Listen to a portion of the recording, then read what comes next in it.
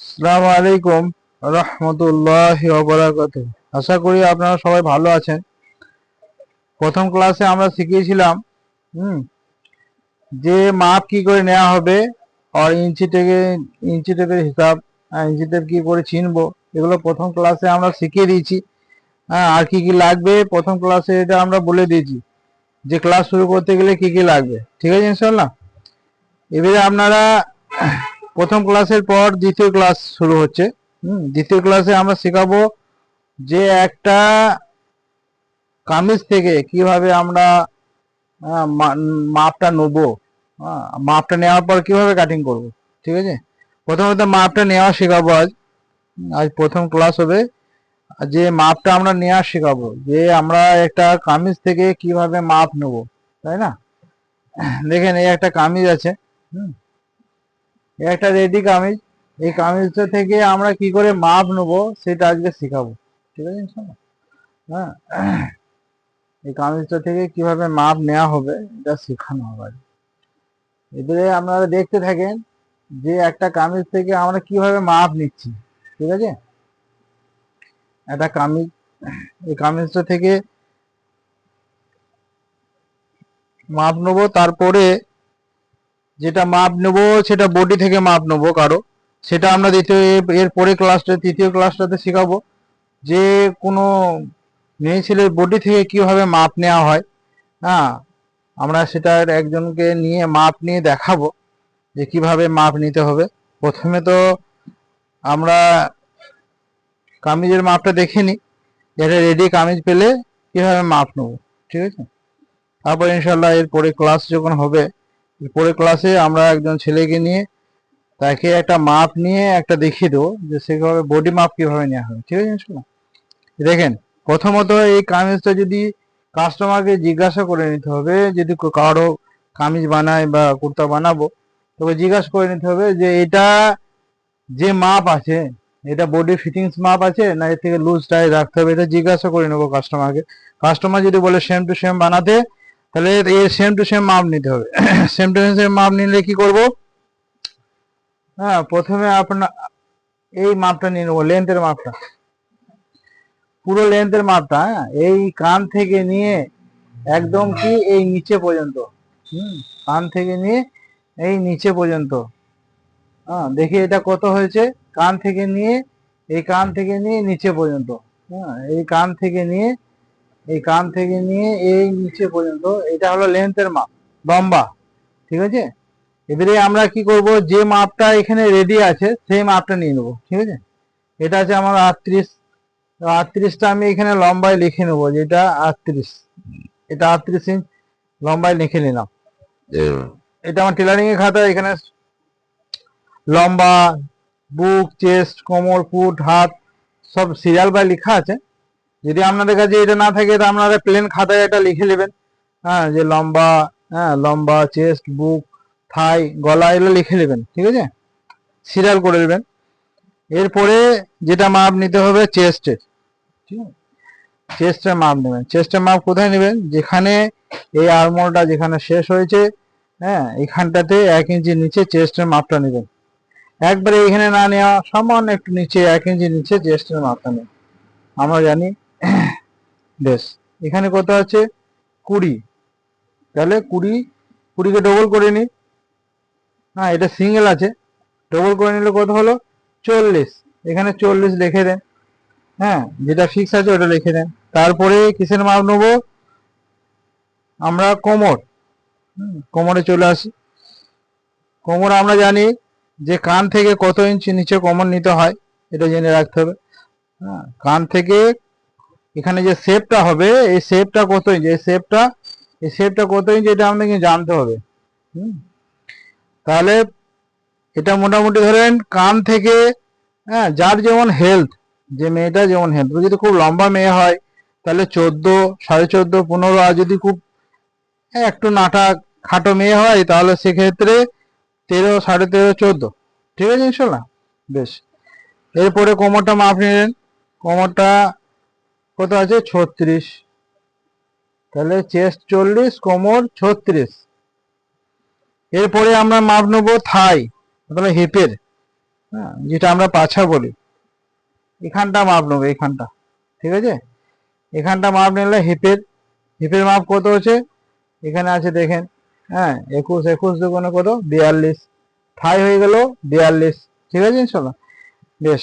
এবারে এই থাই থেকে যদি সাইড কাট করতে হয়, এটা এটা এই থাই থেকে খোলা থাকবে। ঠিক আছে, এই থাই থেকে এটা এইভাবে খোলা থাকবে। ঠিক আছে, এবারে এইখানটাতে হয়ে গেল। এইবারে মাপ নেবো কিসের, হাতা। এই হাতা হবে কোথা থেকে, এই পুট থেকে, এই পুটটা থেকে এইটা হাতা। যে যে হাতা নেবে তার মাপ নিয়ে নেওয়া, কত এটা, 17 ইঞ্চ। ঠিক আছে, 17 ইঞ্চ। তারপরে মোহরের মাপ নেওয়া 12। ঠিক আছে, বেশ। তারপরে এর কানটা মাপ নেবো, যে এর পুটটা কতখানি আছে। পুটটা কোথা হবে, এই বাজু থেকে এই বাজু কত আছে, এর পুট 14 ইঞ্চ। জানেন, 14 হয়ে গেল। হ্যাঁ, এরপরে কিসের মাপ নেবো, এর গলা। এর গলা আমি একবার আপনাকে যখন আপনাদেরকে কাটিং শেখাবো, এর পরে পরে যখন কামিজ কাটা শেখাবো, তখন বলে দেবো যে গলা মাপ কিভাবে নিতে হয়, গলা কিভাবে কাটতে হয়। হ্যাঁ, এগুলো সব শিখবেন ইনশাল্লাহ। সাথে থাকেন আর মনোযোগ সহকারে শিখেন। আর যে জিনিসটা যেখানে রিপিট হয়ে আমি হয়তো ফিরে যাচ্ছি, আপনাদের বুঝে আসছে না, শিখে আসছে না, সেখানে কি করি আমরা, ভিডিওতে আমার পিছিয়ে এগিয়ে দেখি, যতক্ষণ না সেটা বুঝতে না পারি তত দ্বিতীয়টা না দেখি। যে জিনিসটা আমি সম্পূর্ণভাবে বুঝবো তবে সেটা আমি করতে পারবো। শুধু দেখে গেলেই আমি করতে পারবো এটা কোনো কথা নয়। আর চেষ্টা দেখা, মনোযোগ সহকারে দেখা, আর ভিডিও টেনে টেনে না দেখা, ভিডিওটা সম্পূর্ণভাবে দেখা। হ্যাঁ, ঠিক আছে ইনশাল্লাহ। আর মনোযোগ সহকারে দেখা। দেখেন এখানে গলা কত আছে, এখানে গলা, হ্যাঁ এখানে গলা আছে দেখেন 7.5 ইঞ্চি। এখানে গলা হবে, সামনে গলা 7.5 ইঞ্চ, পিছনে গলা কত আছে 4.5। ঠিক আছে ইনশাল্লাহ, বেশ। এই হলো আমাদের এই একটা কামিজ থেকে মাপ নেওয়া হিসাব। এরপরে যদি এটা কেউ কি করে, এই হিপ থেকে কেউ স্ট্রেট রাখে, নিচেটা হিপ থেকে কেউ স্ট্রেট রাখে, এরকম দেখেন যেমন স্ট্রেট আছে, কেউ স্ট্রেট রাখে, কেউ হিপ থেকে বেশি নিতে চায়, কোর্স বলে যে আমার হিপটা একটু বাড়িয়ে দিও, আমার নিচেটা ঘেরটা একটু বড় করে দিও। হ্যাঁ, কেউ বলে আমার স্ট্রেট করে দিও। যদি স্ট্রেট চাই তাহলে হিপ থেকে স্ট্রেট হবে, আর যদি বেশি চাই তাহলে আমরা এই এই হিপ মানে নিচের ঘেরের মাপটা শুধু নিয়ে নেবো। হ্যাঁ, ঘেরের মাপটা কত আছে, 20 ইঞ্চ। ঠিক আছে, ঘেরা আছে 20 ইঞ্চ, ঘেরে মাপটা শুধু নিয়ে নেবো। বেশ, তাহলে আজকের মতো এই ক্লাসটা বোঝা গেল যে আমরা একটা কামিজ থেকে কিভাবে মাপ নেবো। বুঝতে পারলেন, প্রথমে আমরা মাপ নিয়েছি কিসের, লেন্থের। লেন্থ আমাদের কত হয়েছে, হ্যাঁ 38 হয়েছে। তারপরে মাপ আমরা কিসে নিচ্ছি, চেস্টের। চেস্ট কত হয়েছে আমাদের, 20 হয়েছে। হ্যাঁ, তারপরে কোমরের মাপ নিয়েছি, কোমর কত হয়েছে 36। তারপরে আমরা থায়ের মাপ নিয়েছি, থায়ের মাপ কত হয়েছে 42। ঠিক আছে চলো, 21। এটাই ডবল হবে। হ্যাঁ, এটা সিঙ্গেলে যা হবে ডবল হবে। বেশ, তারপরে মাপ নিয়েছি হাতার, তারপরে পুট, তারপরে গলা। ঠিক আছে স্যার, এইভাবে মাপ নেওয়া হলো। এবারে যখন আমি কাটিং করব কামিজটা, তখন আমাকে এই 4 ভাগের ভাগ করে কাটিং, এই যে লিখেছি 40, এটা 4 ভাগের ভাগ, মানে এইভাবে আমি কাটিং করব। যখন আমি কাটিং করব এটাকে এইভাবে ভাঁজ হবে। ঠিক আছে ইনশাল্লাহ, এইভাবে ভাঁজ হয়ে 4 ভাগে ভাগ করে কাটিং হবে। হ্যাঁ, 4 ভাগে ভাগ করে কাটিং হবে। আর এইখানটাতে সাইডে মার্জিন রাখবো 1 থেকে 1.5 ইঞ্চ। 1 থেকে 1.5 ইঞ্চ মার্জিন রাখবো, যাতে কাস্টমার কাপড়টা ধোয়ার পর, হ্যাঁ কিছুটা কটন কাপড় হলে কাপড় ধোয়ার পর সিঙ্ক করে, হ্যাঁ কমে যায়। ঠিক আছে ইনশাল্লাহ, প্রত্যেকটা জিনিস আপনাদেরকে খুঁটিনাটি বলে দেওয়া হবে। আর প্রত্যেকটা জিনিস কাটিং এর সময় আপনারাও মাথায় রাখবেন যাতে ভুলভাল না হয়। হ্যাঁ, তার জন্য আমরা প্রত্যেকটা জিনিস ফলো করব। এই নয় যে কিছুটা শুনলাম না, তাতে কি হবে, ভুল হবে আমাদের। এই জন্য হ্যাঁ আমরা যেটুকুই করব আমরা ঠিকঠাক ভাবে করব। আর একটা কথা বলে দিই, যে যখন আমরা কাটিং করব না, তখন আমরা নতুনরা যারা আছি তারা একটা জিনিস অনেকবার ভাববো, তারপরে কাটবো, কাটার পর আগেও ভাববো কারণ কেটে দিলে সেই জিনিসটা আর কোনো হাত থাকবে না। কারণ একবার কাঁচি লাগিয়ে দিলে, আপনি সেলাই ভুল করেছেন, সেলাই খুলে দিলে কি হবে না, সেই সেলাইটা খুলে আবার আপনি ঠিক করতে সুযোগ পাবেন।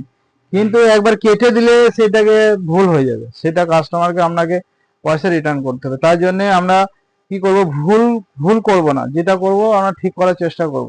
এর পরের ক্লাসে আমরা দেখাবো বডির মাপ নেওয়া, তারপরে কাটিং আমরা ইনশাল্লাহ শুরু করব। হ্যাঁ, মাপগুলো আগে শিখে নিই কিভাবে কি মাপ নিতে হয়।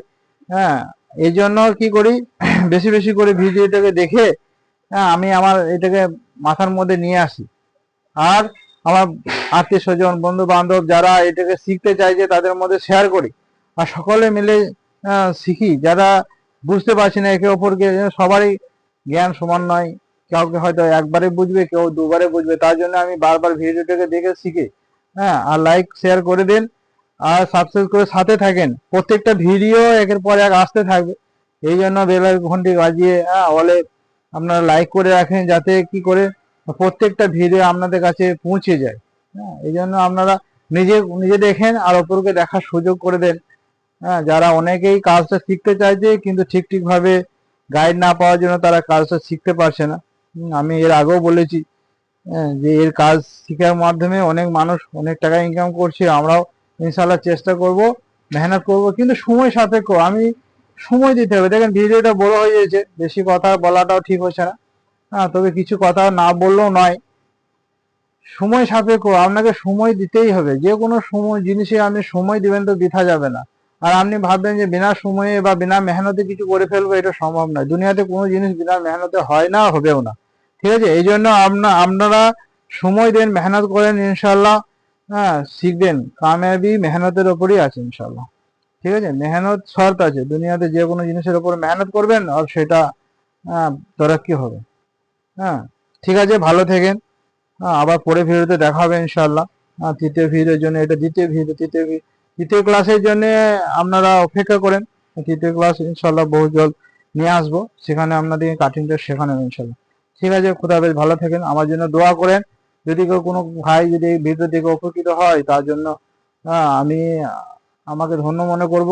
আর আপনারা কি করেন, বেশি বেশি করে আমার জন্য দোয়া করেন, যাতে আমি এর থেকে আরো ভালো ভালো ভিডিও আপনাদের সামনে নিয়ে আসতে পারি, আপনাদের ভালো ঠিকঠাক ভাবে বোঝাতে পারি।